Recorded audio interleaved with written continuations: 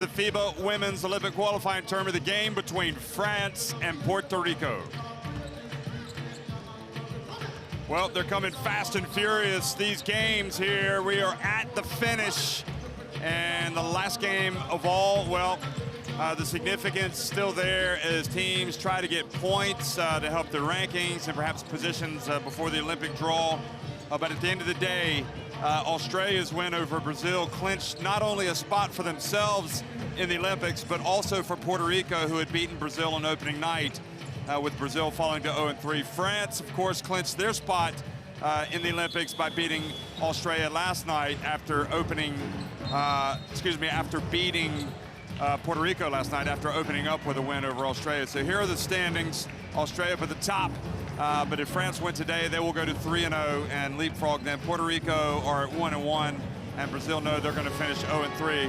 Although Brazil, to be fair, can leave with their heads held high because they were absolutely brilliant in terms of their effort today, but they just came up against a very tough game, a very tough opponent in Australia. Puerto Rico, it would have been tough seeing them miss out after getting that incredible win against Brazil on opening night, but they had their nervous moments. Now they can come out and really perhaps relax and play their type of basketball without that additional pressure of trying to reach Tokyo, because they know they're going to be there. I'm Jeff Taylor, joined by Shona Thorburn. And Shona, just, what can we expect for this game?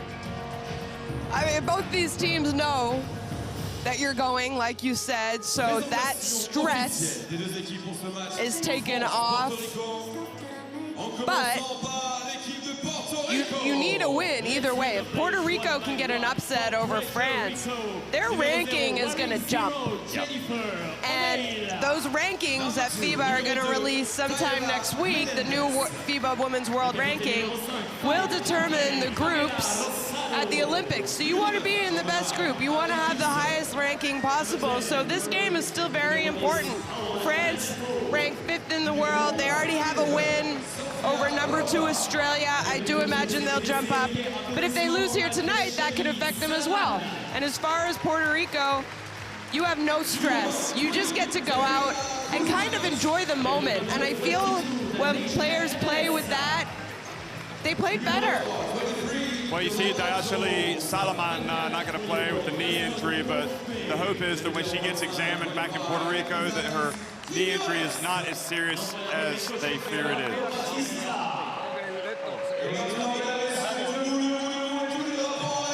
Well, hello, everybody. Welcome to Bourges, France for the FIBA Women's Olympic Qualifying Tournament. The fans, well, they were here already for the first game. I mean, it's been a wonderful afternoon of basketball already. And now we're ready for the second game. France hoping they can do another victory parade like they did last night when they were winners, France, last night over Brazil. You know, the fans are here. They're out supporting them. They're going to want to put on a show. You know, we were able to see them last night after the game, and the relief and the tears by the French players, but they realize that there's one more game here, and it's just as important, maybe not just as important, but it's still really important for the summer.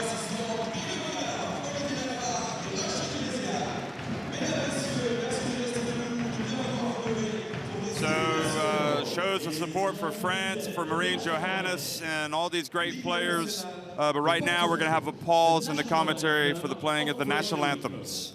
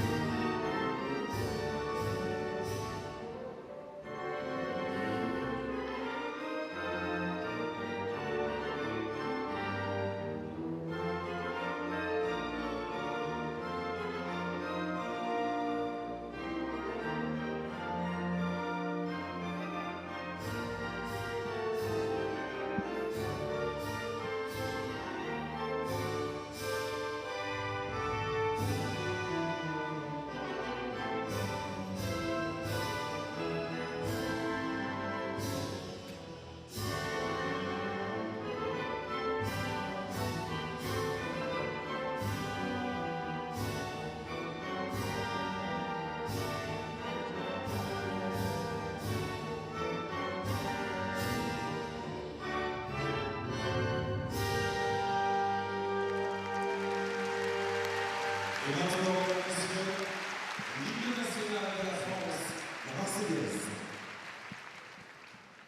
now, the national anthem of France.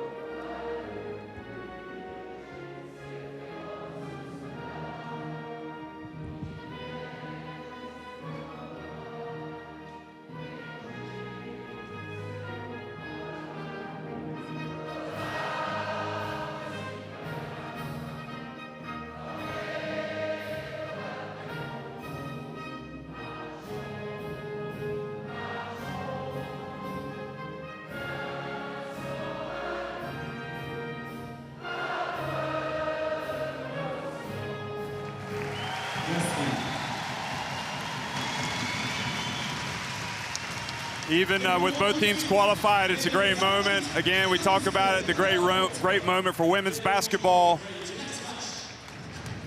All these fans piling into the arena in Bourges, in this wonderful part of France, to watch basketball. And again, additional games for these teams. That's what it's all about. And you see the referees for tonight. Young Yu, Darius Zapolsky, and Virginia Soledad Perugini.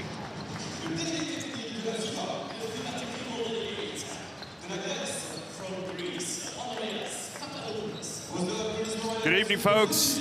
Welcome to Bourges, France. It's the FIBA Women's Olympic Qualifying Tournament, and it's the game between Puerto Rico and France. And we're going to start off with the Puerto Rican roster. Jennifer O'Neill, excellent the first night.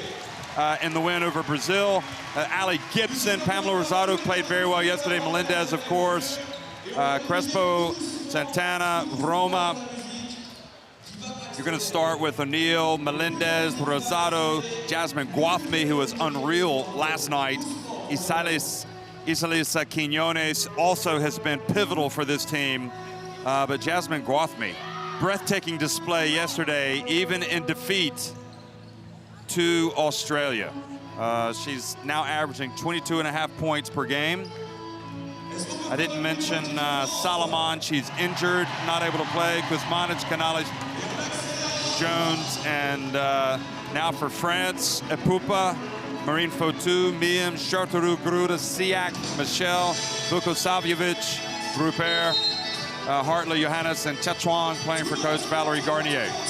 The coach of Puerto Rico is Gerardo Batista. So the starting five, I wonder who it's going to be today. Well, more of the same. Well, Bria Hartley back in the starting five, and also Tetuan, Epupa, Gruda, and Miem. And Sandrine Gruda. I don't think there's any doubt, as well as, for example, Liz Cambage has played. I don't think there's any doubt this woman is the MVP of this tournament. Yeah, I agree with you, Jeff. I think she's been absolutely exceptional for France. Every time they have needed a bucket in a difficult situation, Gruda has come through for them. I said it yesterday, I think this is some of the best basketball I've ever seen her play.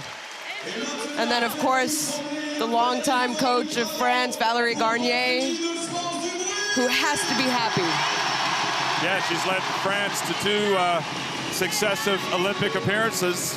They got to the semifinals in Rio. How far can they go this time? And what about Batista? He will be known forever as the coach that led Puerto Rican women into their first ever Olympics. Incredible. And he's good. I mean, yeah. I'm impressed. He makes the right decisions. They've got good basketball in Puerto Rico. And it is, you know, we are seeing the emergence of a new country, yeah, I think, on the international stage.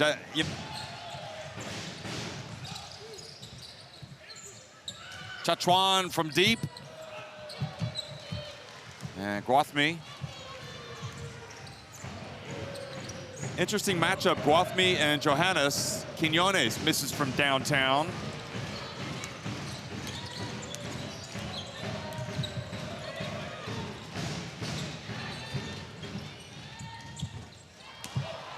I would think almost in a way, Gwathmey and Johannes have almost games that are very similar. Gwathmey maybe a little bit taller, more athletic. And now the ball knocked out of Gibson's hands. She fights and gets it back.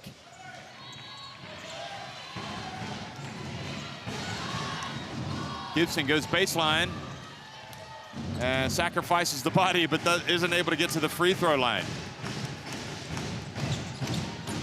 At Pupa. And the foul, and I can hear Jennifer O'Neill ask, what are we doing? I mean, we're kind of asking those same questions on offense, right? What's going on? What are they doing? They're just not running any plays.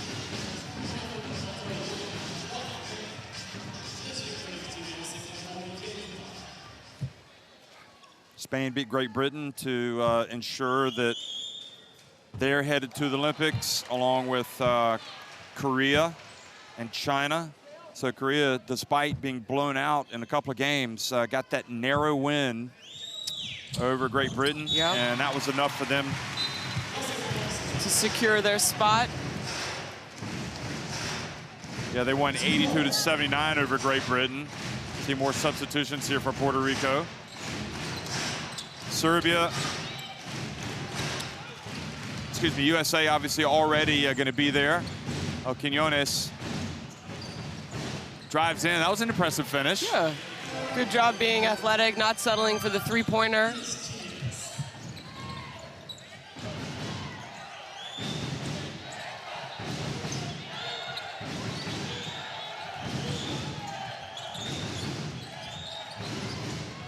Short jumper by Miam.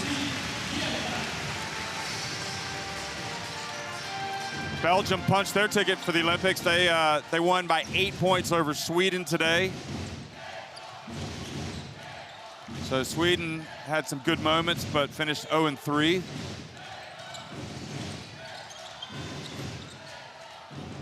And Puerto Rico scrapping away, trailing 19-4. Vukosavljevic gets it up to Johannes.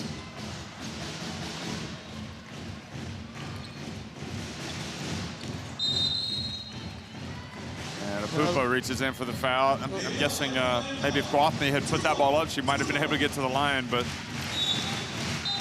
And we know Puerto Rico are going to the Olympics, so they've made history for their country in women's basketball. And also, you just mentioned Belgium are also going to be on their way to their first Olympics in women's basketball. And also, I think, have Nigeria already punched their ticket? There's Isabelle Yakubu, the France great. Also the mother. Mother of two. Mother of two now, wow. Yep.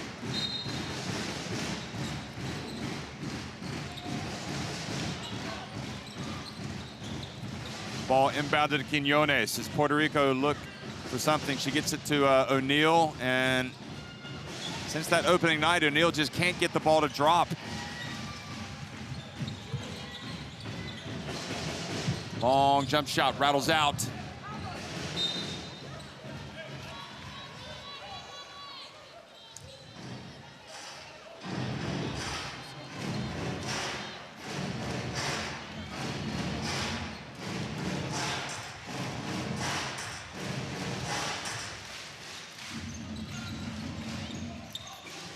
Another opportunity here for the Boricua nation.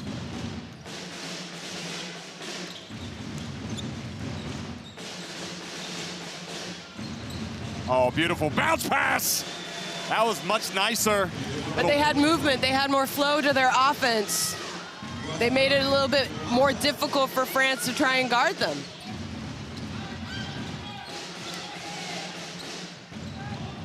Now the dump to Siak. And her pass intended for Charteroux, but kind of gets away. Rosado. Gwathmey has it knocked out of her hands by Charteroux, able to get it back, but then throws it away. Hartley to Charteroux, and kind of put it up on the run and missed everything. Well, final 45 seconds of the first quarter.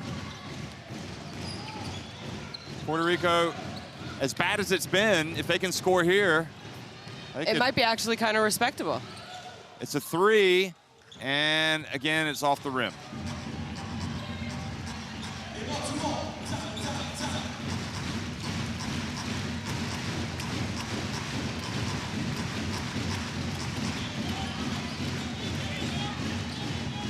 The dump goes off the hands of Good Hartley. job defensively there by Gwathmey to not allow the easily entry pass to the post. I wouldn't think it would be that long before we see Rupert come into the game.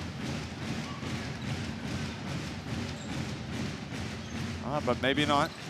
Rosado in Puerto Rico with the last possession. Shot clock about to expire. They've got to launch it. And I think she got up too late. Doesn't matter, as she missed it.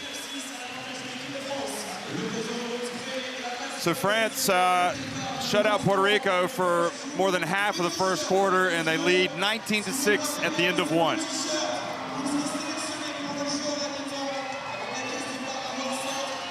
There you see it. 50% for France, only 22% for Puerto Rico, 0 for 5 from 3, whereas France are 2 of 4. Not getting to the line much by either team. I just feel like Puerto Rico are flat. They've already accomplished what they came to do.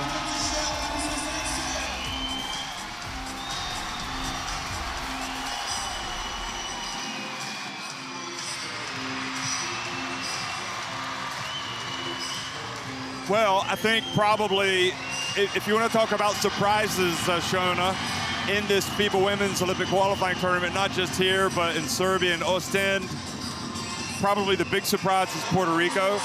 Yeah. Winning on opening night, and that being enough to qualify for the Olympics, so It's been great for them. Maybe a mild surprise that China have been able to finish first in their Serbia group. They finished runners-up at the FIBA Women's Asia Cup, and they beat Spain, who won the Eurobasket women. Yeah. Belgium beat Japan yesterday. Albeit on home soil. I mean, that was, Japan almost had a big comeback win. I mean, they came back from, like, I think it was 19 points and almost won at the end, but then Belgium held on. Yep. USA, Serbia, and Nigeria are going to go from that group. Mozambique have yet to win. And so really it's... I mean, I think we expected Nigeria to beat Mozambique, right? You were there at the last Afro-Basket. Yep. Nigeria, for me, is the team in the last couple of years that has maybe taken a step over the rest of the African teams. Yeah. Well, they've won 2 Afro-Baskets in a row, and they were at the World Cup in the quarterfinals. So now they'll be at the Olympics. And good finish by Rosado. And, you know, Puerto Rico will have some interesting, maybe squad selection decisions to make, depending on who's available. Johannes gets it to Siak. France are just making it look easy right now.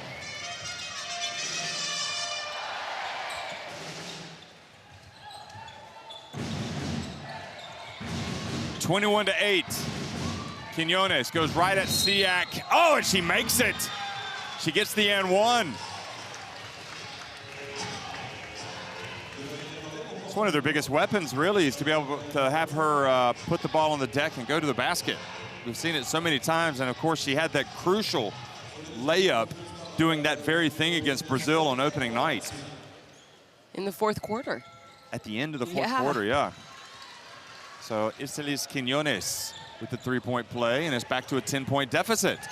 So Puerto Rico gets a stop here, and obviously it gets even more interesting. Johannes able to get the ball after fumbling it. Vukosavljevic, and good box out by Allie Gibson on Bria Hartley.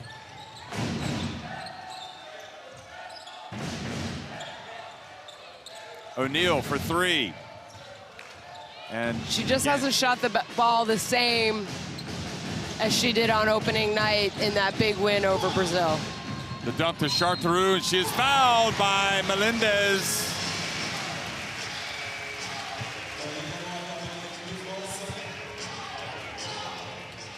Here she is posting up.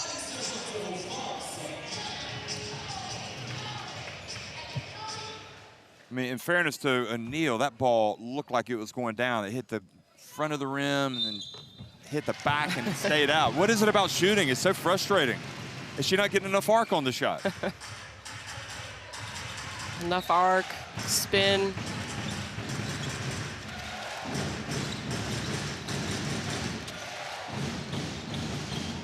Here she is again.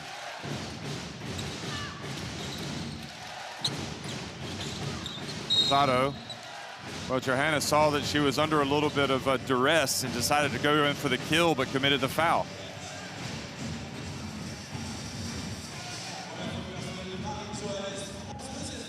Groot on the right, Tetuan on the left.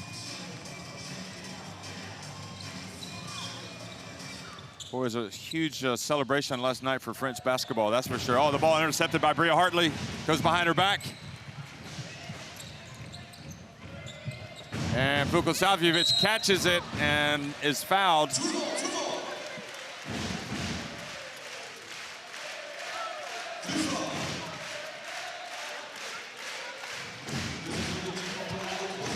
That's Emeline Ndongue watching. I think she wrapped up. And there's Yannick Souvray, another former France great. Emeline spent her entire professional career playing in this gym as well for Bourges. So she's well known here. You see Melendez there, had to go to the bench with her third foul. We did see her foul out of that all-important game on opening night against Brazil, but Quinones came in, stepped up for them. Yolanda Jones for Puerto Rico. Ndongue was her last run was the 2012 Olympics, is that right? In London? Yes. She played in 2013 for France, I believe. She might have been at the World Cup in 2014, no? I can find that out very quickly.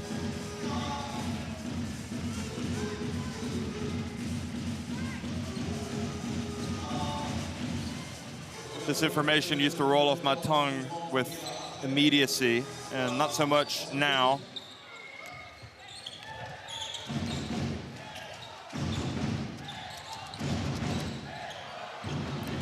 Good job by Allie Gibson there to get to the basket. I think she is kind of known to be a little bit of a shooter, but she's done a really good job for them being aggressive, attacking the basket. She had 8 made free throws in the second half against Brazil, I think it was. Okay, so Emeline Ndongue, what was your answer? I thought she might have retired in 2014 after the World Cup. So she played 2013, that was it, when France hosted it. The Eurobasket, okay. And they finished. A few people retired after that year. Gomez retired. Yep. Ndong, Edwidge Lawson Wade. Yep. Did she play in 2013? Edwidge? Yeah. Yep, I believe she did. Johannes hits the three-pointer.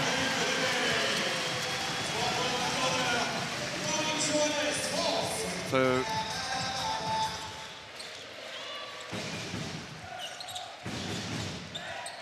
yeah, that was quite a year. France hosted an amazing Eurobasket women, but Spain beat them 70-69 for their first Eurobasket women title. Here's Guathme, and she gets 1 free throw as well. Good aggressive drive.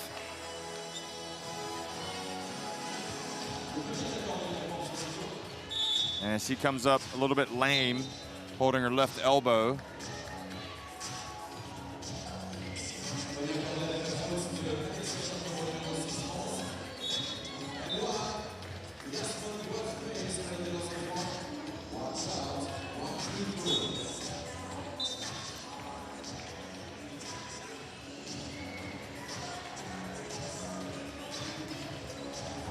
Puerto Rico have done a much better job in the second half, coming out aggressive, but I feel like they're just running offense a little bit better. First quarter, they relied too much on one-on-one. I thought there were poor shot decisions. There was no movement. They didn't even make France have to play defense.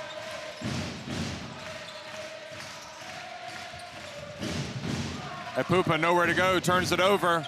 Quick pass by Guathmy and gets it to Anil. Now she gets it back. Guathmy starting to dance a little bit. Canales. Now Jones bounce pass to Gibson. Now that was a beautifully run offensive set. Yep. And Garnier was not impressed by her team's approach on defense. So she calls timeout.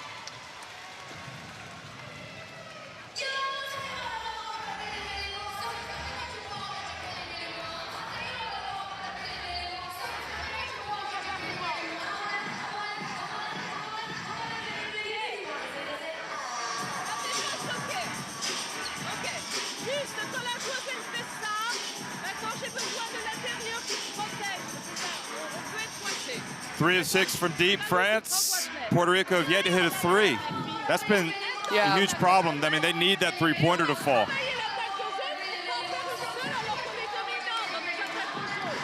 Yeah, they definitely do. They're coming into this game shooting 38% from 3.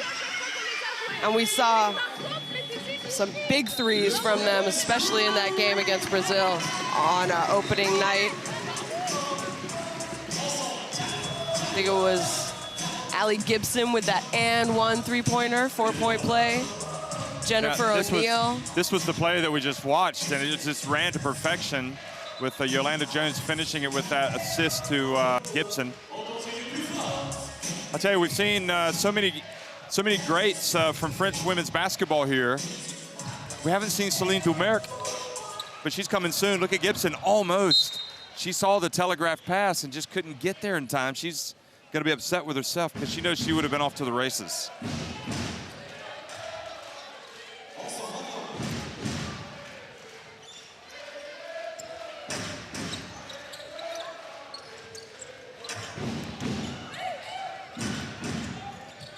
Trying to force the turnover. Uh-oh, Gruda's got it, and she's fouled by Guathmy.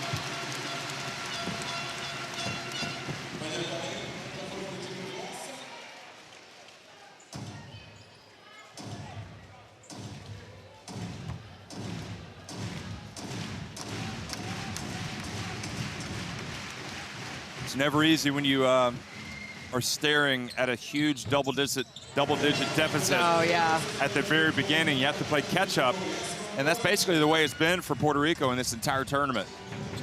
They fall behind, but they were able to come back on opening night against Brazil. Canales. She's got all the moves, just doesn't have the finish. Yeah, we saw her get to the basket a few times yesterday, and like you said, she got there and she just didn't have the soft finish around the basket.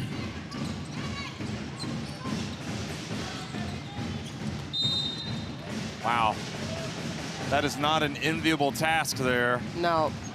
Guathmy trying to keep Miam out of. That's her second. Yeah, it is. Personal foul. Oh, third. I know Guathmy has 3 and Melendez has 3. So she's Guathmy has to check out of the game probably for a while. Probably the rest of the half.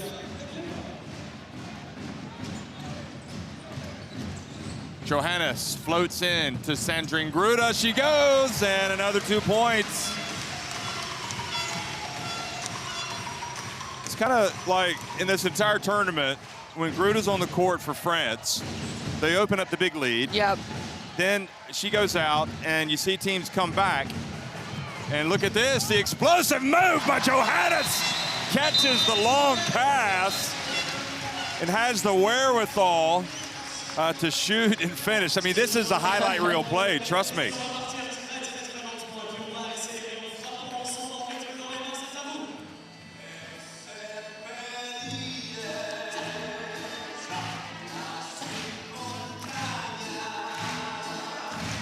So timeout, Puerto Rico.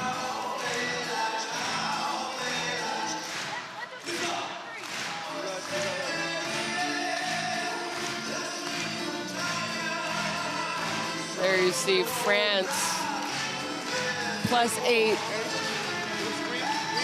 on the rebounding edge over Puerto Rico. It's difficult.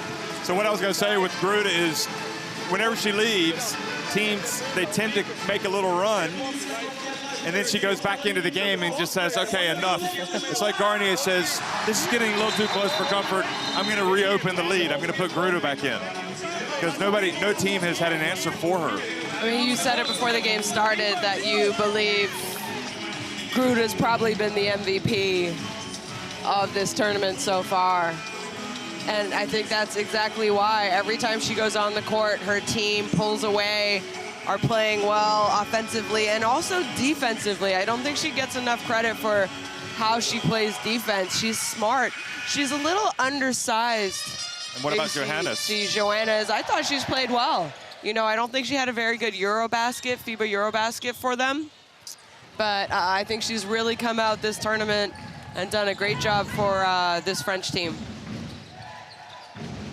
I mean, you have Johannes coming off the bench. You know you have a pretty decent team with a lot of players when she is able to come off the bench and play for you. That's right. That was a rather impressive athletic rebound by Roma.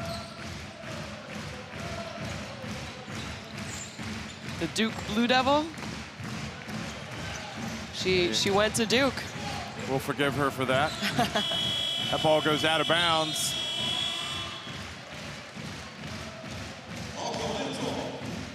Yeah, they've got some former collegians. Jennifer O'Neill played at Kentucky. Allie Gibson played at Oregon State for the Beavers. And the jump shot. Gwathmey was at James Madison. A few of them played university ball in the NCAA.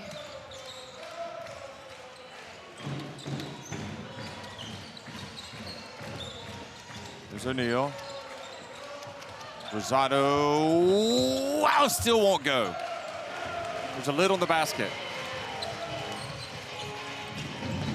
It's almost as if the basketball gods have said, I gave you the three-point shot on opening night. You're not going to have any more. And another basket for Gruda. Gruda, perfect 5 for 5 from the field, 1 for 1 from the free throw line to go along with 5 rebounds. It's like deja vu. Since we're here in France, deja vu. Get it? Here we go. We've been here before. Quiñones. Gruda shooting 74% so far in the previous 2 games. It's not bad. 9.5 rebounds per game while playing 21 points. Vukosavljevic goes out. Sarah Michelle comes in.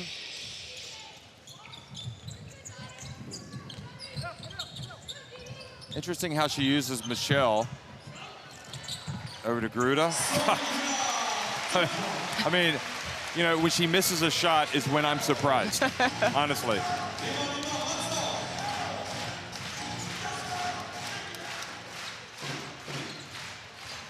Kuzmanic to Rosado. And Apupa, again, brings it forward. But Puerto Rico just not at the races today. Chachuan almost. She played at Maryland, Chachuan, but left early. Yeah, suffered a knee injury in her 2nd year. Decided to come home and rehab. Oh boy, that pass almost intercepted. Quiñones catches it and puts it up for 3.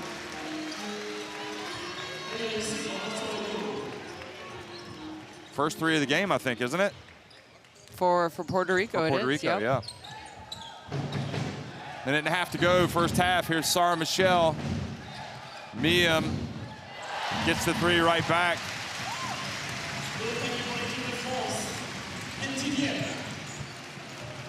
I think Sarah Michelle probably is good enough to play a lot more minutes, but it's such a luxury to have her come off the bench. And you have Hartley and Johannes in similar positions as Sarah Michelle. I think Sarah Michelle is more known for her defense. You know, she has long arms. She does a great job anticipating. So I think when Valerie Garnier realizes, okay, you know what, if another guard on the other team is kind of going off, Sarah Michelle will get a few more minutes compared to the other players. Marine Fotu comes in now.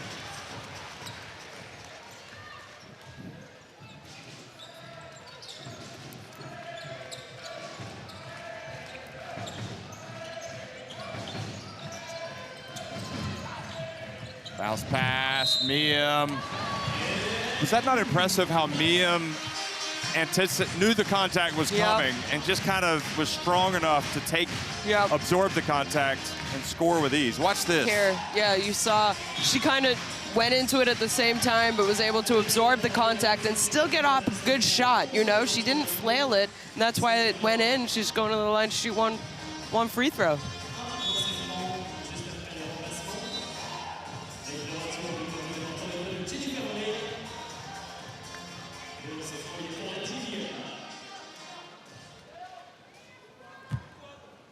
All of these women will be traveling back tomorrow to their club teams all over the world. And some of them have very short distances to go. There's Kachi Malan. Have very short distances. They'll just be going to their homes here in Bourges.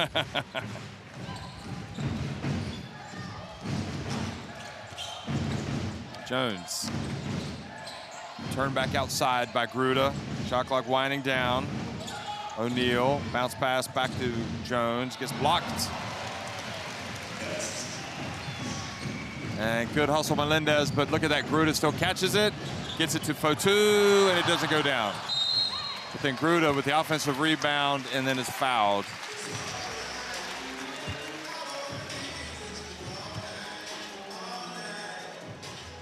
She just reached out and took the basketball. She wanted it more. Good job, Andy Miem there on the block. I think France for me has always been a very well-prepared team defensively. You can tell they spend a lot of time working on their defensive concepts, the game plan. But what I'm more impressed with, and you and I covered them this past summer at the FIBA Eurobasket, it's their offense has improved a lot these last few games. You know, it feels like maybe Garnier is giving them a little bit more freedom on offense. Yeah, I think, and that's what we've all been hoping for. Gruda finishes off her customary spectacular first half after the Puerto Rican turnover. We know Puerto Rico can play a lot better than that. They are trailing 50-20. Gruda is just continuing. She is perfect. So 50-20, France on top of Puerto Rico at halftime.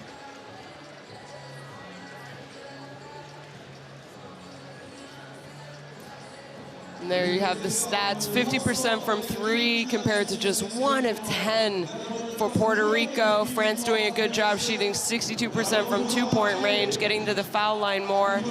Out-rebounding Puerto Rico 23-12, and obviously 18 assists compared to just 3 assists for Puerto Rico. Gruda, a big part of that good shooting for France with 19 points on a perfect 8 for 8. And 3 for 3 from the free throw line. I'm not sure there's much more she could be doing.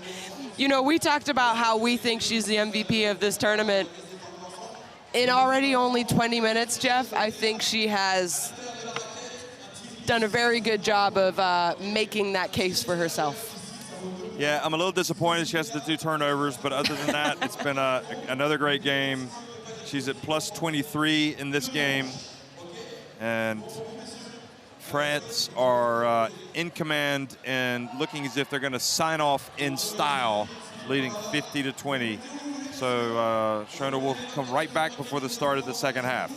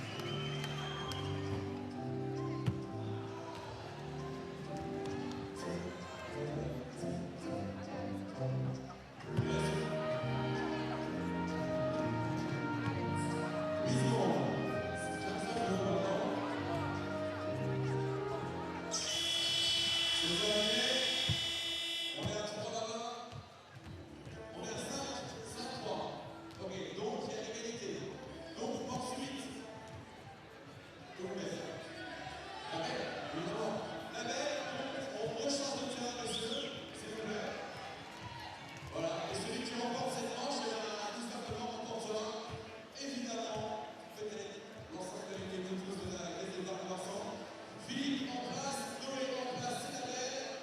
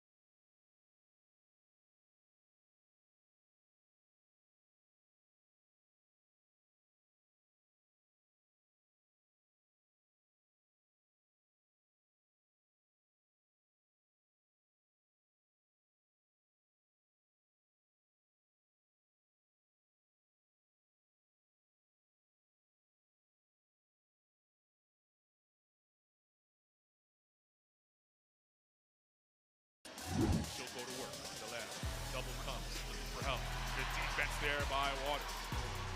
Definitely will push the other way. Nice feed, a look away to Benjamin. That was very nice.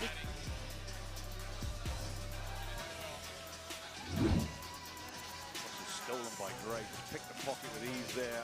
Gray's off to the Gray. What a pass. That is outstanding. No look pass. I was looking somewhere else, and all of a sudden we got Umake under the bucket with the ball. And again, Nigeria won't go away. They're hanging in there. Oh, no foul call there. And basket from Kalu. Malkovich has to call timeout. There was a couple of fouls there to stop the play. Switch with Nichols. Shot clock running down here for China. Up top, Lee Mong behind the back. What a move. Can she finish? Lee Mong. What a move. Play. Put it down.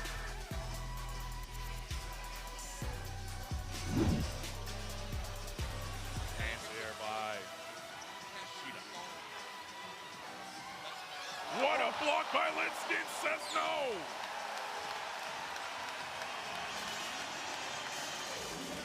Not in my house.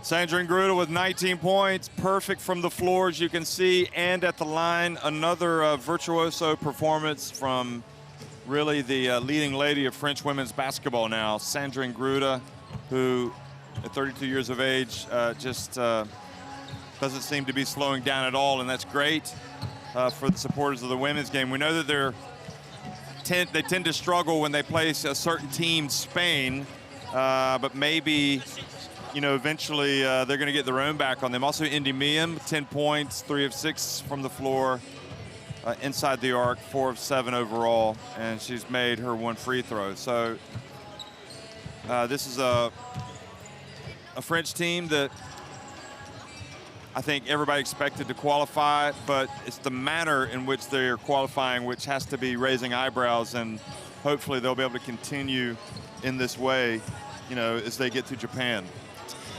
Yeah, I just ran into Katy Milan at halftime, and I asked her, I said, I think this is the best that I have ever seen Sandrine Gruda play. And she goes, you know what? She says physically she's doing great, but she goes mentally she's also in a really good place right now, and she thinks that's a big reason why she's playing better. And she also goes, after this last Eurobasket women, FIBA Eurobasket women this past summer, where again they lost to Spain in the final, she said Sandrine was really upset.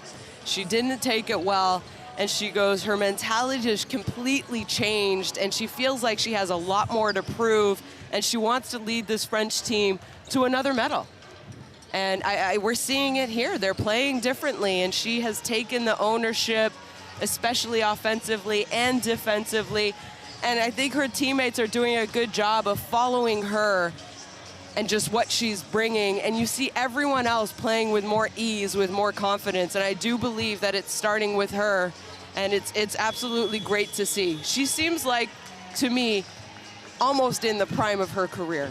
Yeah, and I think when you look back on French basketball, you're going to talk about Sandrine Gruda easily is one of the greats, and who knows, you might talk about her as the greatest. I mean, yeah. It's in terms of the consistency. Jasmine Guathme, meanwhile, has been pretty much held in check like the entire Puerto Rican team tonight. She's only got 4 points, maybe more to come, but I don't know. I mean, this is a new experience for them. You know, they've come to an Olympic qualifying tournament, and they've been successful, and they've done it, you know, even before you know, day 3. They've already done it. So, you know, this is a team that really just, you know, they're experiencing these things for the first time. They've got to hopefully get this first half out of their system, come out and finish strong, because I don't think it's good necessarily to get blown out by 60 points. No, I'm not sure they'll be able to make up. Today your girls are showing yet again why they've deserved to be in the Olympic Games. What's the secret of success of this group of players? Oh, they are focused, they want, they have a lot of will, voila, and they want to make a good job for the fan because they are happy to be here. And they seem to have a very good relationship in the locker room. Yes, good relationship on the locker room and on the court. Okay, and voila, we are focused in defense, especially on O'Neill and Guatney, and voila, the player did the job. Thank you very much. Voila. So the outcome of this game won't affect you because you've already qualified. Just tell us, how does it feel knowing that you've just made history? Well, we're going to think about that after the game. You know, probably it will settle down. But right now we are upset. You know, we want to play. You know, we know that France is a great team, but we want to play a little bit better. That's the way we grow. That's the way we learn. So we need to play a lot better. All good luck ahead of the second half. But how important is this achievement for Puerto Rico, especially considering the hard times the island is currently going through? Yeah, it's a big deal. It's a big deal, you know. A couple of years ago, we thought about it, we dreamed about it, and now it came true, you know. So it's good. It will be great for us. We will prepare. We have 4 or 5 players that are not here that they will definitely help us. So I think we're going to be prepared for that. Thank you very much and congratulations.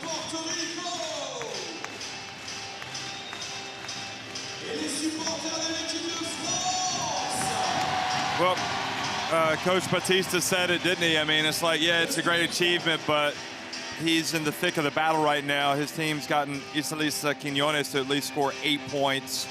And it's not so much the good show that they want to put on for everybody else. They want to play better because they knew they need to form good habits, and they need to show they can come out and compete against these good teams.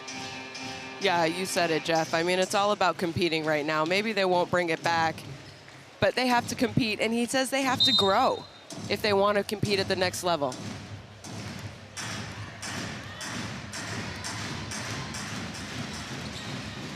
Second half underway. France with possession and a lead of 50-20 over Puerto Rico here at the FIBA Women's Olympic Qualifying Tournament. France clinched their spot in the Tokyo Olympics last night. And Puerto Rico, by virtue of Australia's win over Brazil earlier today, also had their ticket punched. They beat Brazil on opening night. So already 2 quick points for France as they cruise into an even bigger lead. First 2 points for Marine Poitou here in this tournament. The young 19-year-old French phenom, French phenom. Possibly. I think that's the hope for the Federation herself. Obviously, she comes from a great basketball background. Her dad represented the national team. The national team, yep.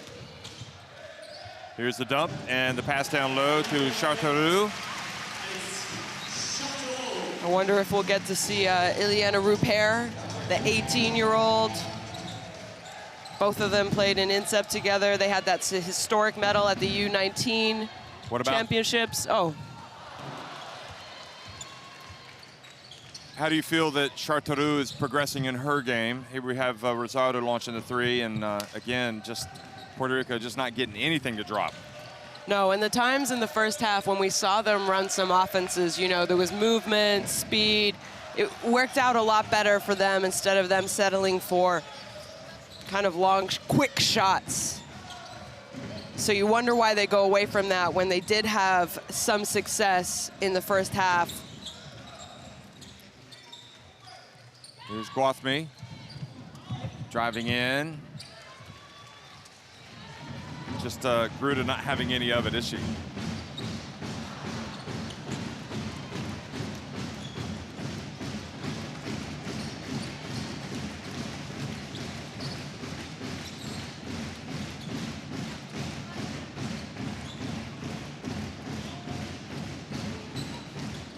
Guathmy again, this time for 3. That misses everything. Yeah, it's just, they're tired. It's a difficult night for Guathmy. O'Neal hasn't got going. She only has 2 points. Guathmy with 4. In my opinion, they are the 2 stars of this national team. And when they have an off night, when you don't have a very deep bench, you have Solomon, who went down with that horrible injury the other night. Now that's more of Chartreuse' game, in my opinion. She misses. Fotu gets the rebound. And Gruda. I was just about to say, oh, maybe Gruda missed. And that's going to be on, I believe, Guathmy, right? So is she going to go out with her 4th foul? She is indeed.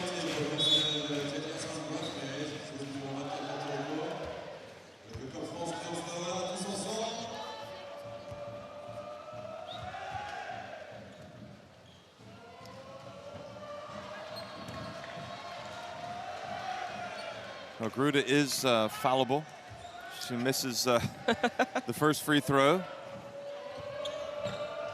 And gets the second one to drop. Rupert thinking, come on, coach, put me in. It's my time. We're up 35.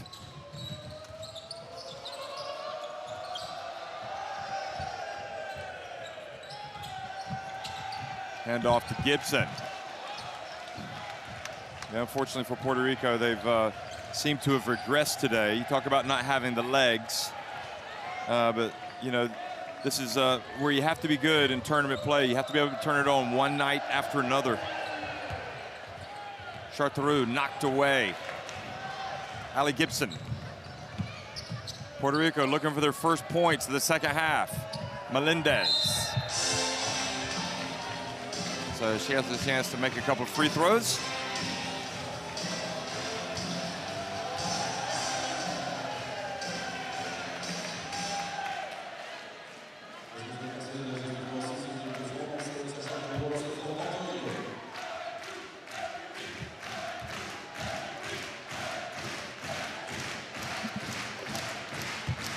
So finally stops the rot.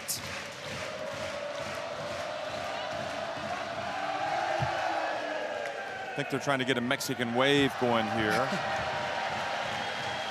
I'm going to correct you there, Jeff. Okay, what is it? It's a Canadian wave. Ah, right, okay. From what Canadians say, the Canadian wave started in a hockey arena in Canada All right. many, many years ago. That's what we say. Okay. Meow. We also take credit for basketball being invented, obviously, by James Naismith, who was a Canadian. Yeah. On but American he did, soil. yes. It was the environment where it was important. Rosado puts it up and in. And now the ball goes out of bounds, and A little bit of life for the Puerto Rico here. For the Puerto Ricans.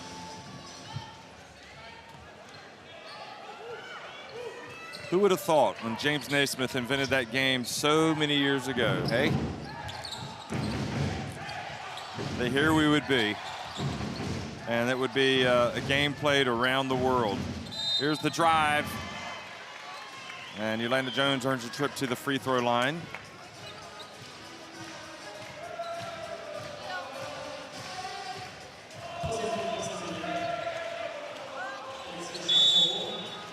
Here's Rupert. I thought it was going to be sooner rather than later that she would come in.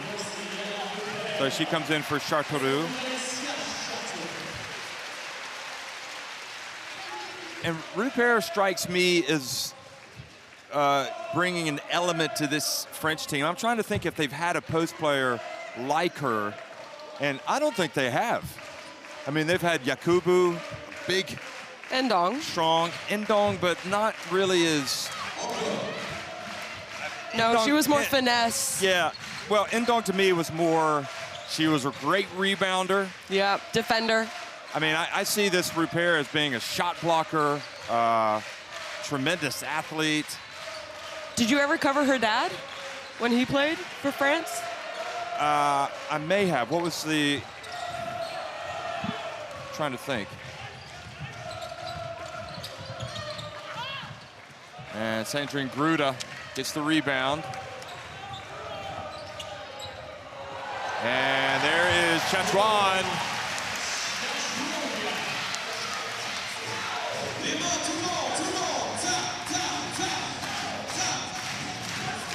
Thierry Didier Rupert. Yep.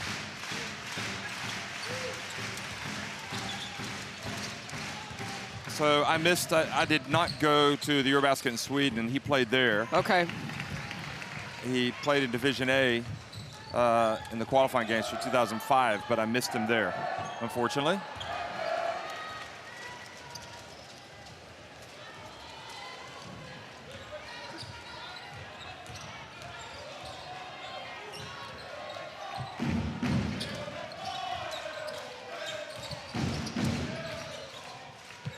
Gibson swatted out of bounds by Rupert. Just what you said. Maybe she brings this different dynamic, kind of a rim protector. Does a good job there, using her height.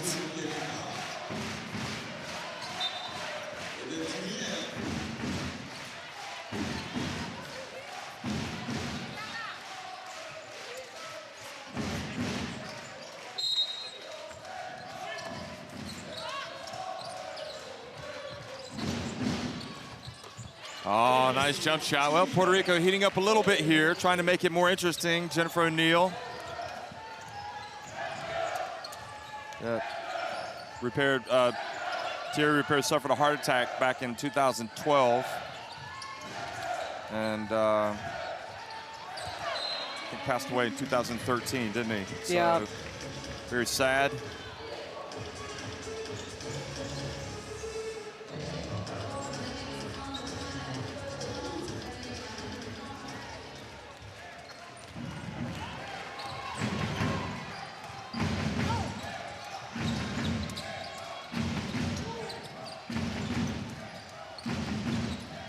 Jones with the lead, 30 points, goes off of O'Neill's hands.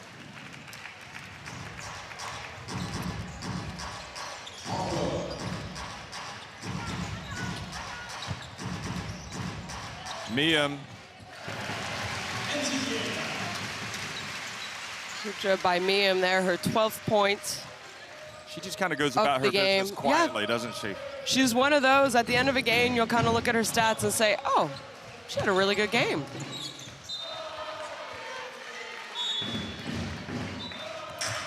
Captain of this team, Andy Miam, she's been averaging 8.5 points leading up to this game. She has 12 already here tonight.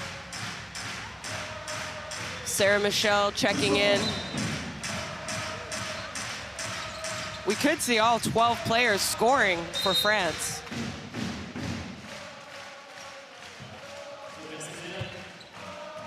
They already have 10 with at least 1 point, well, with at least 2 points, actually, each.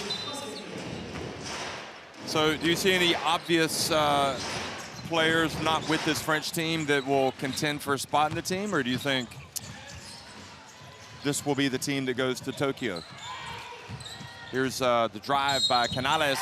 Finally gets one to go with one of those drives. She hadn't been able to finish, but she has not lacked determination, that's for sure. Yeah, you know, I mean, I think this is definitely the core group that will probably be going to Tokyo this summer. It's hard because all these women are going to go back and have the rest of the European season. They're just a little over halfway through that competition. Popa plays in Australia, so she'll be done sooner rather than later. Maybe she'll sign up with another team in Europe after her Australian season. So you never know about injuries moving forward, because obviously you need the most healthy people available at an Olympics. I do think, do you remember Badian? She is someone who could possibly compete for a spot, maybe over a Rupert, but then you also want to give the younger talents an opportunity because you know they're going to be the face of the team eventually. So it's a difficult situation. There's Sarah Michelle, that's what I'm talking about. She's such a luxury to have a player like her come out and play, you know, anywhere from 8 to 10 minutes in the first half, 8 to 10 minutes in the second, 5 to 8 minutes, whatever. I mean, she just brings a quality and energy.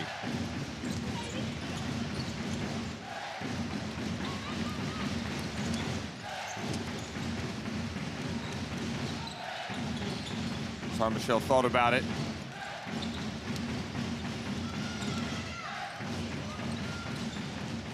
And the dump, and the basket is not good by Miam.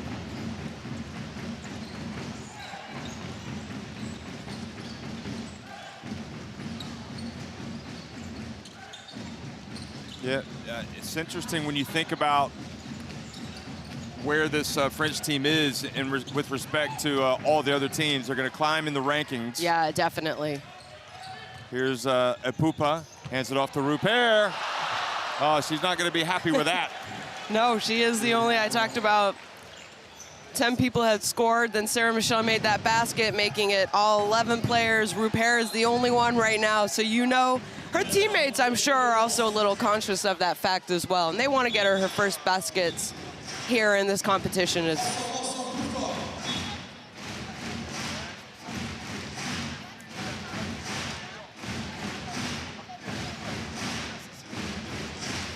I'm just wondering if we're going to see a serious threat to the USA at the Olympics, or have they gotten even better since the World Cup? Interesting. And whether or not France might be enough to challenge. There you see a nice putback follow, and I know for a fact that Japan are going into that to win. Japan, I think if everything kind of ends up falling the way they want it to, they definitely, in my opinion, Japan has an opportunity to get a medal, especially on home court, having that crowd behind you. This is probably the best French team I've seen play in a while. I think they're better than how they played in the 2018 FIBA World Cup in Tenerife, Spain. Right. Is it potentially better than the team that finished second at the Olympics in 2012? Questionable. And don't forget, they got to the semifinals in 16. So they ended up finishing fourth, didn't they?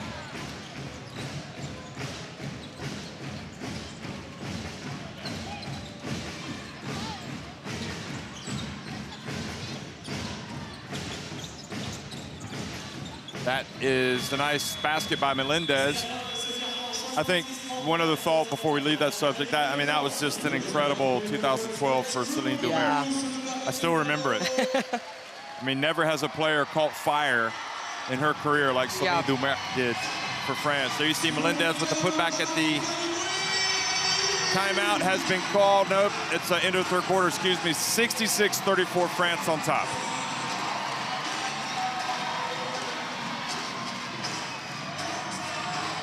There you see the shooting percentages. France consistent, 62%, 38. And then those three balls are just not going down. They only have one.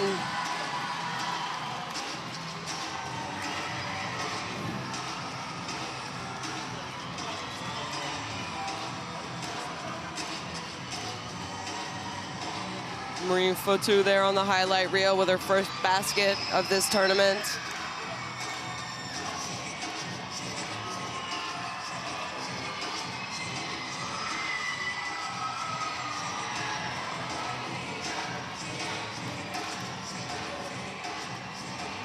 I think also as we think about the other potential challengers, I mean, obviously Spain will be looking to get better, and they should, with Ashtu Indoor joining them. Anna Cruz as well. Was not there. I think Spain probably would be disappointed with how they played in this tournament. They still qualified, but they did have to beat Great Britain today to guarantee that qualification. They only beat them by 10. So, you know, moving forward, but Belgium is the type of team that can get hot, but then I think as they showed on opening night against Canada, they can lose. Yep. I mean, Canada maybe we're not giving them enough credit. So Jean-Pierre Suitat, FIBA Central Board member, also president of the French Basketball Federation. Among those in attendance, like your good self. And my partner here in crime, Shona, is coaching in France, where she spent much of her career playing. And you'll go back to Basket Lawn, so you got a nice little 5-hour drive after this. Yep. Looking forward to that. Here we go. The dump and the miss, and Miam sticks with it, and is fouled by Roma.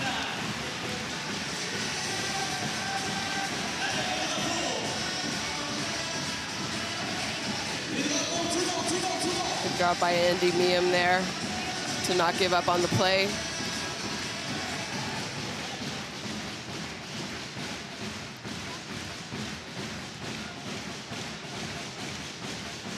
And Mia makes the free throw. How do the Bourges fans react when their former players come back here with other teams? Do they give them a hard time, or do they give them a lot of respect?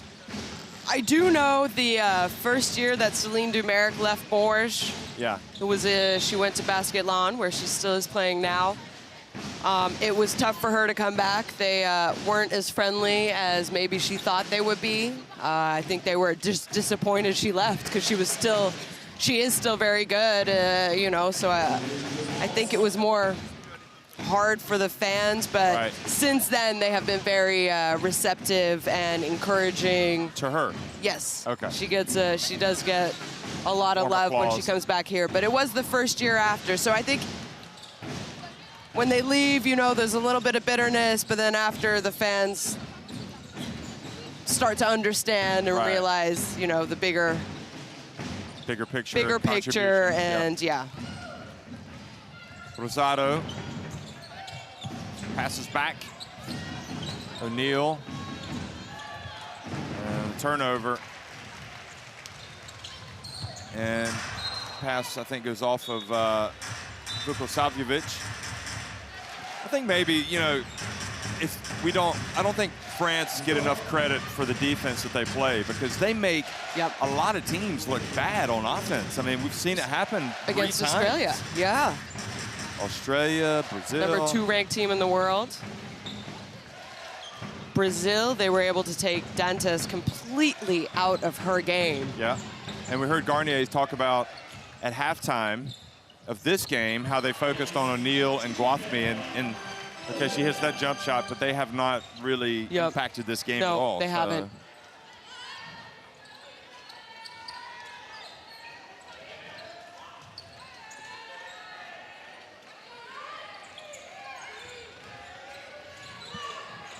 There's Michelle launching it from deep. Yeah, every time, you know, when I see Michelle, I'm just thinking, you know what? She just seems like she needs to be playing more minutes. O'Neal misses.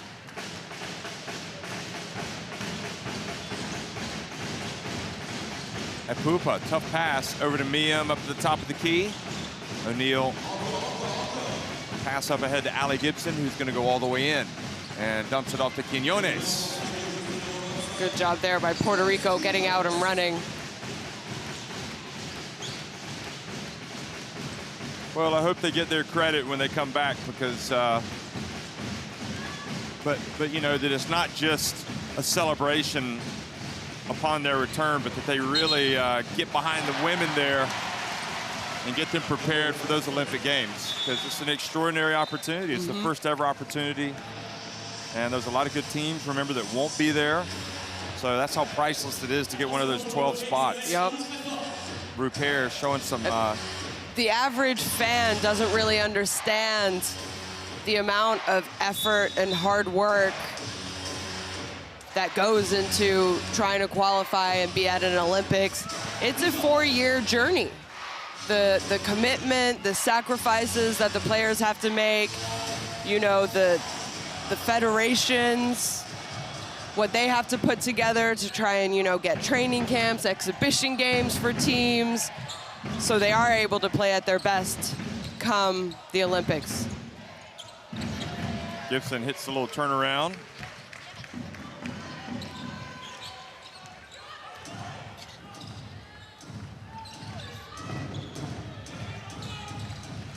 Vukosavljevic.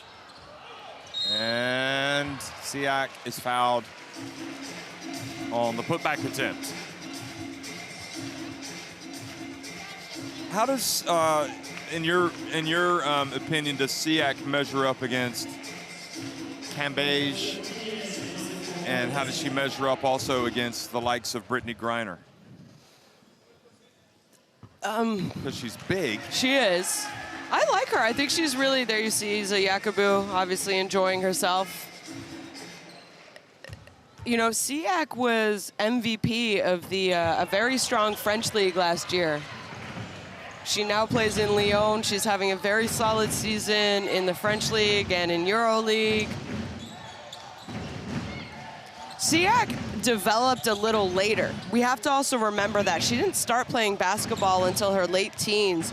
And it wasn't really until her, I would say in her mid-20s that you really started to take notice and say, wow, okay, you know, she's 30 years old now. It was only about 5-6 years ago that she really stepped onto the scene and made a name for herself. Well, I mean, it's the low post players, the tall players like Siak often do take more time to develop. Yeah. Although Griner pretty much hit the ground running when she was at Baylor and was an immediate impact player. Cambage was an impact player, but we talked about before, was kind of off and on with, it was difficult to keep track of her.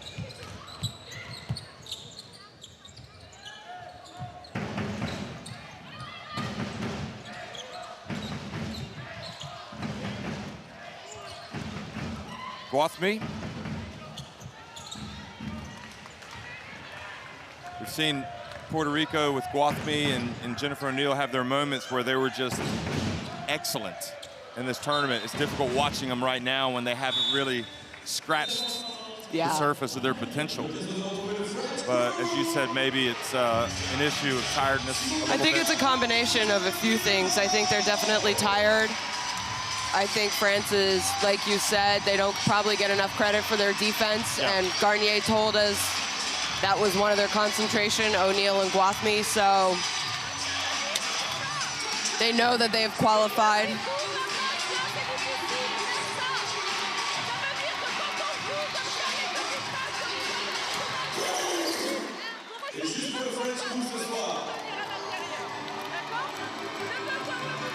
So rebounding-wise, just utter domination for France.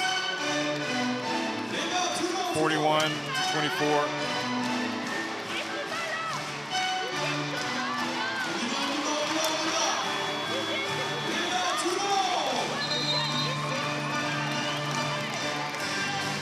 So here in Bourges, as a venue, not only do you get this great crowd every day, and obviously France, Bourges is a really nice town in the middle of France. See Sandrine Gruda, another double-double for her. We were calling her automatic. Maybe we could call her double-double as well. But they've got a beautiful cathedral in this city.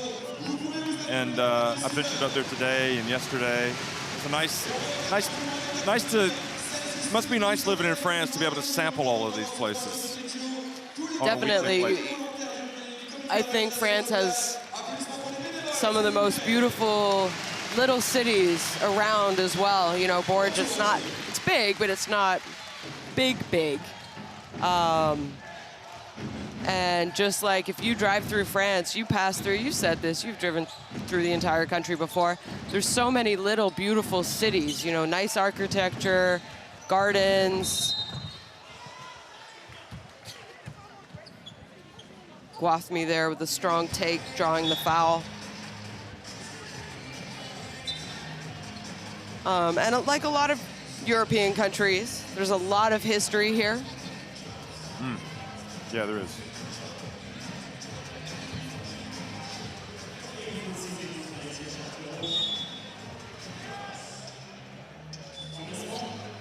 You come from the new world, but you live in the old world. Yeah, Is exactly. that right? So do I.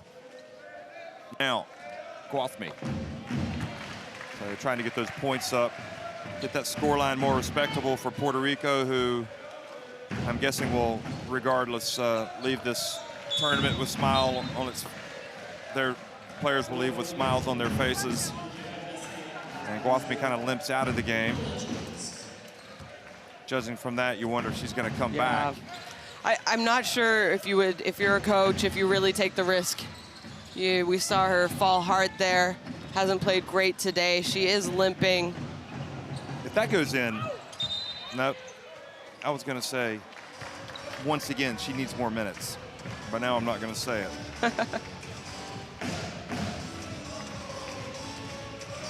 Of course, we're also going to have the FIBA Olympic qualifying tournaments for men that are coming up. Serbia, again, will have one. Victoria, Canada will have one. Kaunas, Lithuania, will have one. There's the drive, and the ball batted away. And the basket is good from Sijak. Also, Croatia's hosting one. So that promises to be a fun one. And it's going to be a little bit harder with the men because only the winners are going to go. Yeah. Yeah, that'll be a very intense tournament for the men. And again, you know, we saw it here, Jeff, in Bourges, Brazil. If you come out a little slow, especially on that opening day, that one loss can, Joanna's there with the triple. That one loss can really be devastating for you. And especially on the men's side, when there's only going to be one that can qualify, all those games become even more important. How about Quinones hitting number 3? She's really stepped up her game. She's got a lot more to her game than we've seen. Or than you would suspect, Yep. I think you look at her and you just think she's probably just a low post player, kind of scrappy. Johannes again.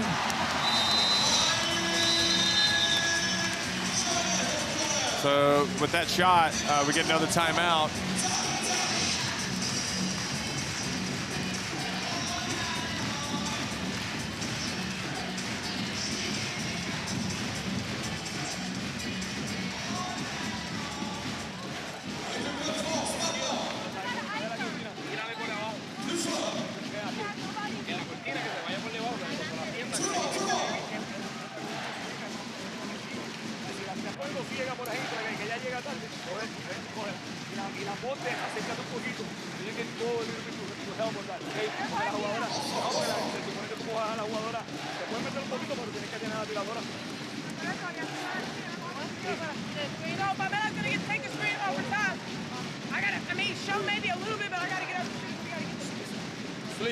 Sleep. Eyes. You're going to be in one, okay? One. Do a race screen after that, okay? Take a screen. Abre de igual. Joder, que tenga paciencia, puñeta. And screen.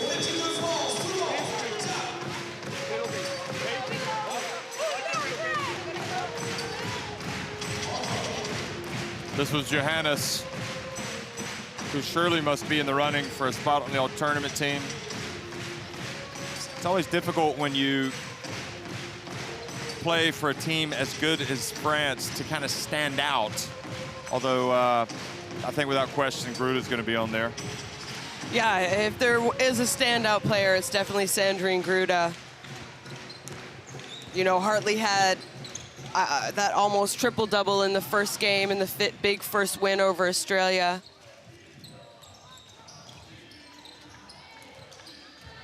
Here's Melendez, played for the Rhode Island Rams in college basketball. Rosado misses.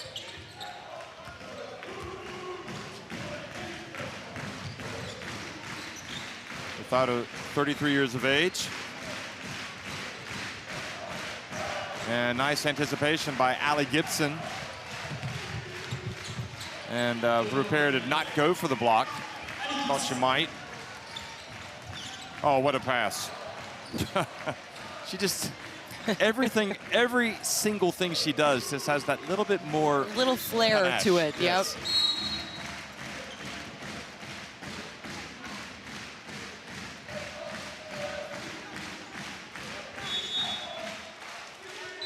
You know, you got a lot of players, again, in this Puerto Rican team that have played in the American collegiate ranks. Gibson is one of them, and she goes out. See Australia here ready to finish things up at this qualifying tournament.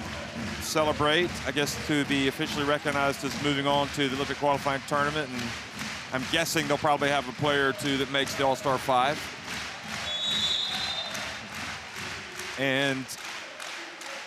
But back to Quinones, you know, she played at Dartmouth for 4 years, and as recently as 2019. So, A, she's playing college basketball. B, she's doing it for Dartmouth.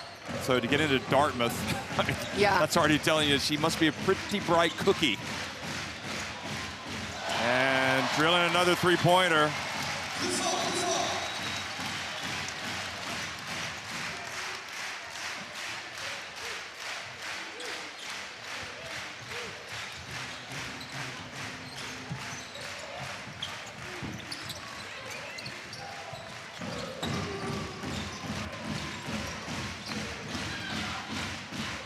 Canales.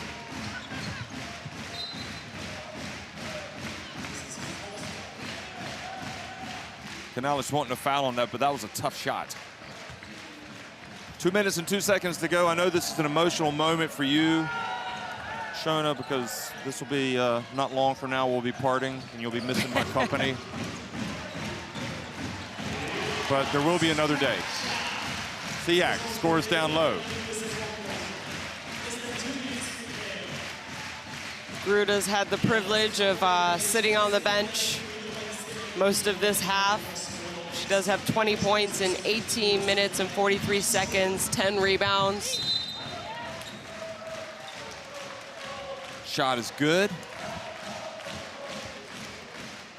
So Puerto Rico trying to get to that 50-point. Look at that, the Puerto Rican fans. Okay, so what? I mean, that pretty much says it all, doesn't it? They know they can start celebrating as well. And what was nice about that picture was they were celebrating with the French fans. It's like a one big happy basketball family. They're right down at the other end, singing and dancing. Rosado goes over and hugs Salomon.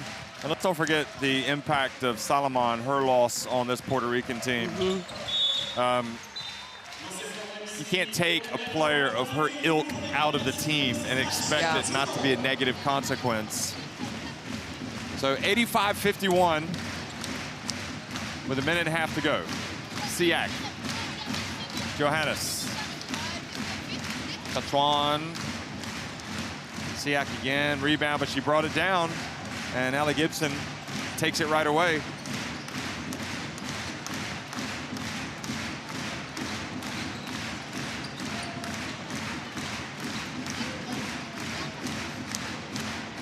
Canales looks at Johannes like she's going to try to take her. And she passes it.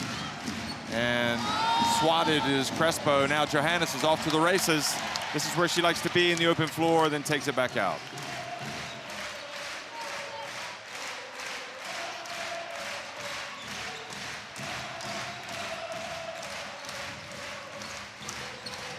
Good job, France. Gets it. There you go. And that's it. The last but not least player to score. There's Liz Cambridge and Beck Allen behind her. You saw the emotion from both those players after they beat Brazil, because they knew what was on the line. They know that they're going to be going to Tokyo now, especially someone like Beck Allen, who missed out in 2016 in Rio. She wasn't selected. Yep. I think she has stopped crying now. Tears of happiness. It's been a couple of hours. She'll probably cry again when she starts to think about it.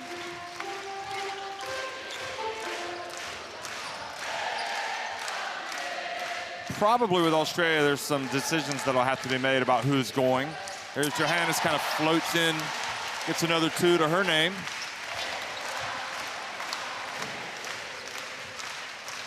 $16 points for Johannes. So the last seconds ticking off the clock, 89-51. And Canales is just going to put it down. So France and Puerto Rico, they already knew they were in the Olympics. France get more points for their rankings. It's going to boost them moving forward. And they just kind of reconfirmed how good they have been in women's basketball in recent times, but especially at this Olympic qualifying tournament. They win it 89-51 over Puerto Rico.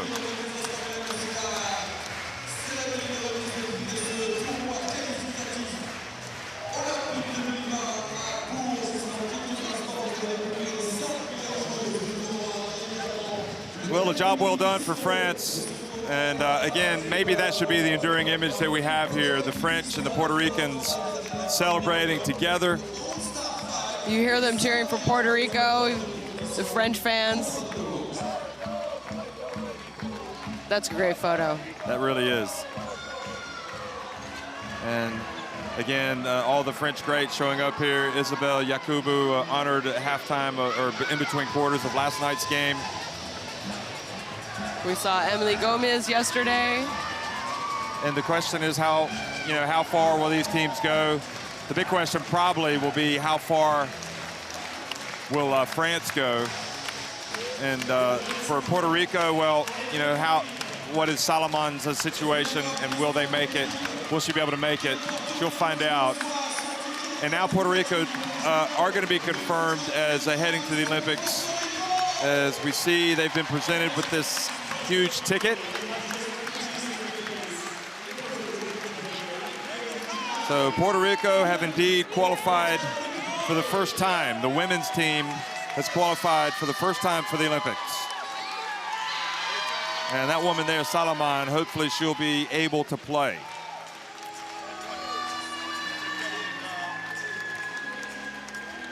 That is mission accomplished. And I'm not sure how many people expected him to do it, to be honest.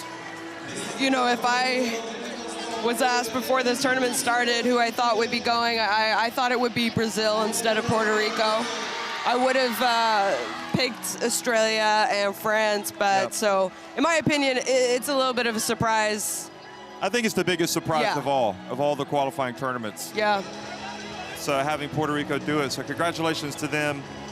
And as you just kind of look over the numbers, just sheer domination from France, no surprise there. No, it was a difficult night for Puerto Rico. Again, I think they spent so much energy. I mean, every statistical category they're not going to do well on compared to France. France had a great game plan. There you see the top scorers. Gruda was excellent. Miem, Joannes, Quinones, I thought really stepped up and showed what she can do as a basketball player, and maybe for Puerto Rico heading into the Olympics. Gibson with her 10 points, always a gritty player for this Puerto Rican team. And just, there's so many people we can talk about on the French team. Everyone scored, Jeff. I think that's a great sign of your talent when you can have everyone on your team get on the scoreboard. And one other good thing for Puerto Rico is that their players have been able to kind of, not necessarily put themselves in the shop window, but just kind of show the world what they've been able to do. And I'm guessing it'll serve as a boost for their careers with more eyes on them here going up against this great competition. So even though they were on the wrong ends of a big scoreline today, especially 89-51.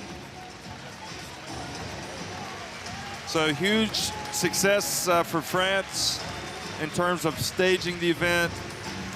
Yeah, absolutely. The amount of people that were out here watching, you and I talked about this, not only for the French team, they came out and watched every game. This was more or less a packed house for every game.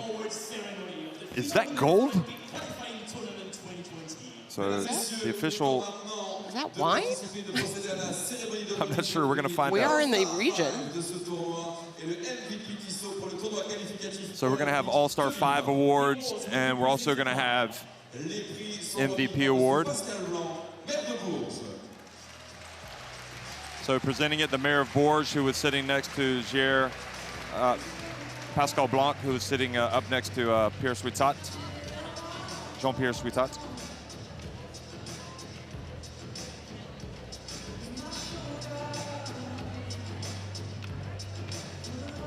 Ladies and gentlemen, here are now the best players of the FIBA. So we're going to hear the best players from the Olympic qualifying tournament. Our All-Star 5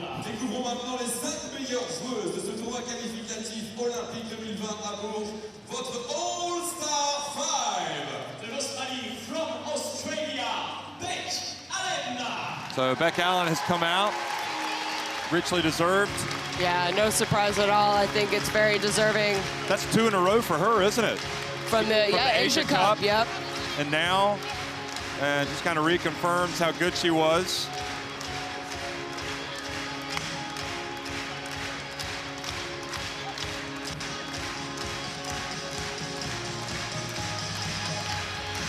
I'll tell you, she's a cold-blooded killer when she's in the game, but after the game, she's a very nice, amiable person, isn't she? Yeah, she is. She's well known here in France. Yeah, she played here, didn't she? Yeah, she played here a couple years. Also, Liz Cambage making the all-tournament team. She cannot stay out of the limelight.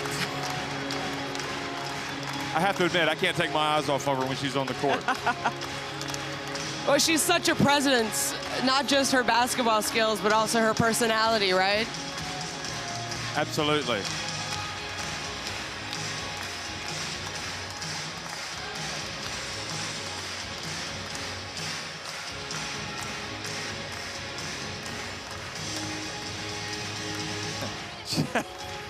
She started to walk the other way, and then Beck Allen had to shout at her to come back over here. So now they're looking, and so Sandrine Gruda has, no surprise, made the team.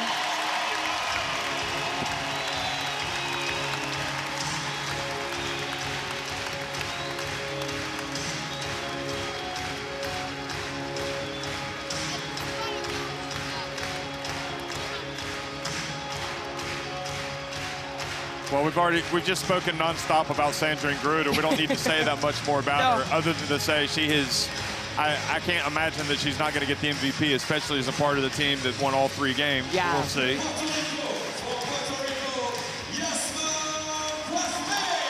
Yasmin Guathmy also honored. She's going to limp out there. She took a beating today.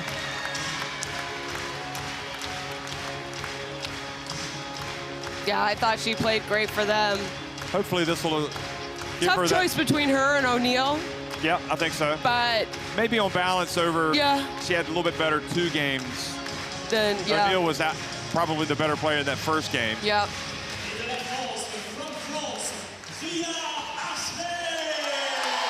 And Bria Hartley also making the All-Star 5, so that was probably a tough choice with so many deserving French players to make it.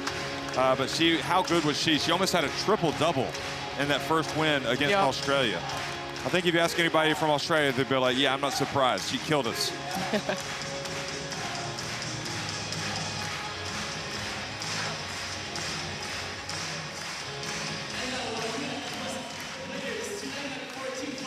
And now we're going to have the Tissot MVP.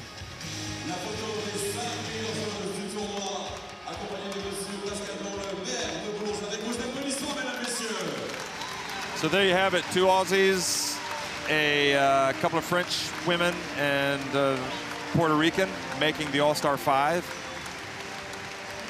That would be quite a team if you put it out there together to take on the world. Yeah. All very deserving of their awards. And now those women know that they're going to be going to an Olympic Games. Yeah, that was really the only thing they cared about. Yeah, it's not about the awards, it's about the tournaments.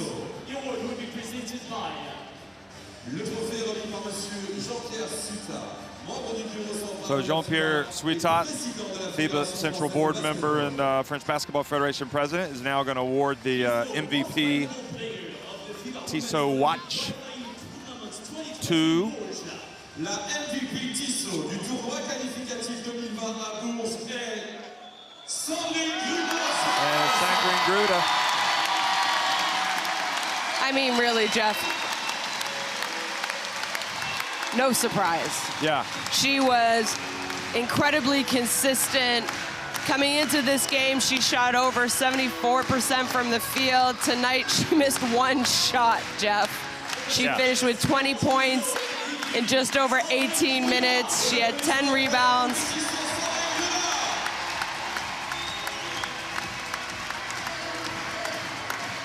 That is what you call a no-brainer, in my opinion.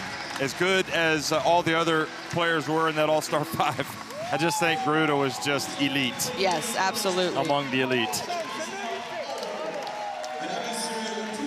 But she'll be the first to tell you that it's an award that she'll share with her teammates.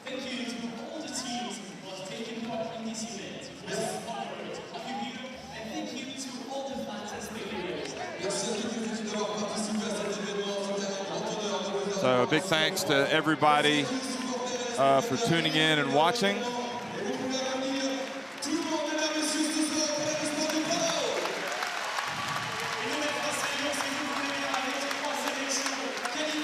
Puerto Rico again getting the incredible honor of getting the Olympic ticket. They worked for it, they deserved it, they won it in overtime against Brazil.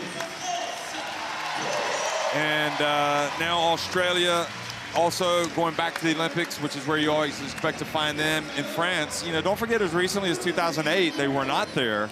So that, you know, they don't take anything for granted. No, they don't.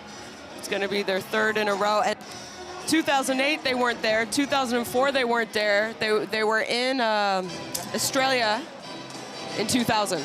Yeah. So it took them a while. You know, it took them 3 Olympics to get to London 2012, and now this is going to be their third consecutive Olympic bid.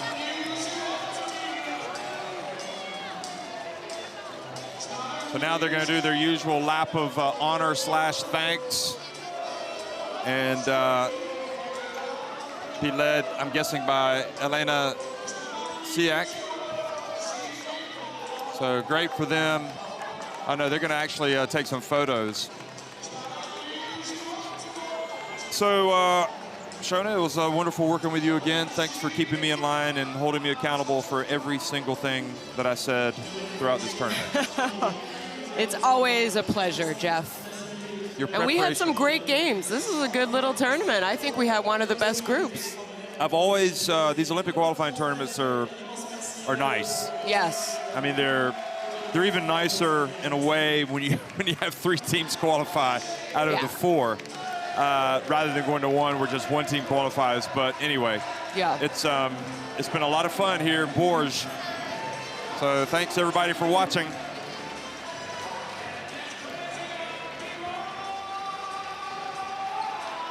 Well, I guess we get to keep talking. We still get to keep talking. So what else can we say that hasn't been said? Not I guess a lot. we have some other games still in action. We know that Canada and Japan are playing, but they will both be at the Olympics. Canada locked in to their place. But again, that game will be big for both teams because whoever wins for sure will move up the standings a little, or points towards their standings, which, you know, we keep talking about how important that is because that will be the draw for the 2 pools, the 2 groups at the Olympics. Depends on your FIBA world ranking.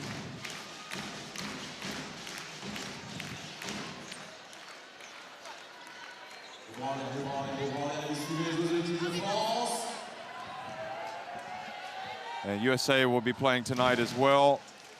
And but for the most part, our concern was about who was going to play from here. And Puerto Rico crashed the party, which will also be attended by Australia and France. I still think France are going to have to raise their game if they want to be serious contenders for the gold. Yeah, I mean, you know, you're going to learn things from this tournament. I know Coach Garnier is going to be, she's going to start planning.